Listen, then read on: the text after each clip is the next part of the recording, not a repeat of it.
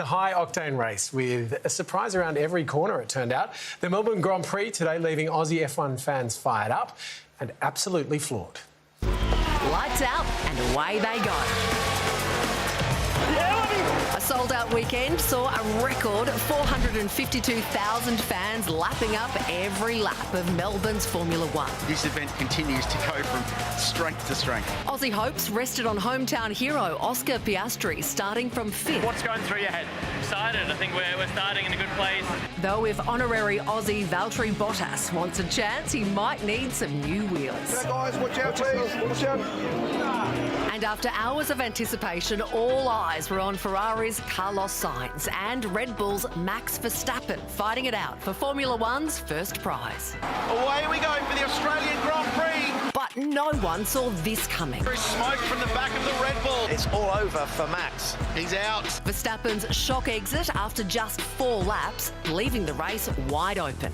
Carlos Sainz seizing the opportunity. Carlos Sainz, he wins his 3rd Grand Prix and wins the Australian Grand Prix. This is amazing. Thank you, guys. Losing his appendix just 15 days ago. I will recommend all the drivers to take it out this winter. Today, Sainz taking not just the lead, but the checkered flag to go with it. It shows that the hard work pays off, and yeah, life sometimes is crazy, you know. Aussie Oscar Piastri so close to a podium finish. Still some things to work on from my side. All in all, I felt like it was a pretty solid race. Fans delighted with the 4-day Formula One festival. Melbourne's Albert Park serving up another fabulously fast Formula One. Well, Drive to Survive star, former Haas Formula One team principal Guenther Steiner is here with us. Would you please welcome Guenther? Guenther, thanks very much for talking to us tonight. The winner today, Carlos Sainz, how did he do it? I think he overtook Verstappen. That was it. You know, he drove to the end. He did a fantastic job today. You know, thinking that he couldn't do the race 2 weeks ago because of appendicitis. So, I mean, he was still fit. When I spoke with him after the race, he was in a good state, also physically. So, just a good job. How hard would it be to do that race recovering from appendicitis? I think I couldn't do it, but anyway. But no, I think logically you need to get the fluids in. But what we must say, these guys, they're athletes. They're very well trained, and if they cannot go out there and train for 2 weeks, they've got enough reserve on it, and they are surrounded by good medical staff to make sure that they're in the best state they can be, physically and mentally. It wasn't a good race for Max Verstappen. Talk us through what happened there.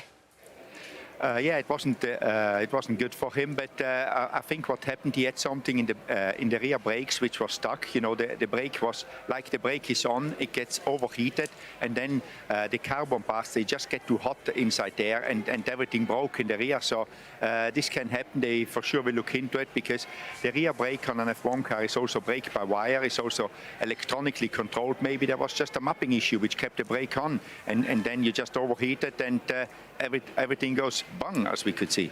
Guenther, as far as we're concerned, 4th is the new first, because Oscar Piastri came in 4th, which was a wonderful finish for the local boy. How did both of our local boys go today? As you said, Oscar did a great job. I mean, for him coming 4th, he was not far behind his teammate Lando. Today was very difficult with the tyres to judge when to get them changed.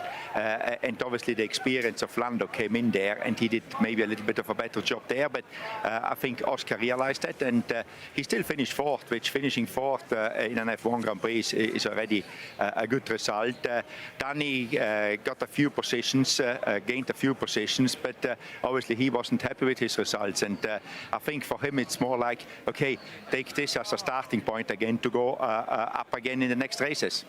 Now, you see, you could use this as a starting point, but what about next year? Is this the last we've seen of Ricciardo at Albert Park?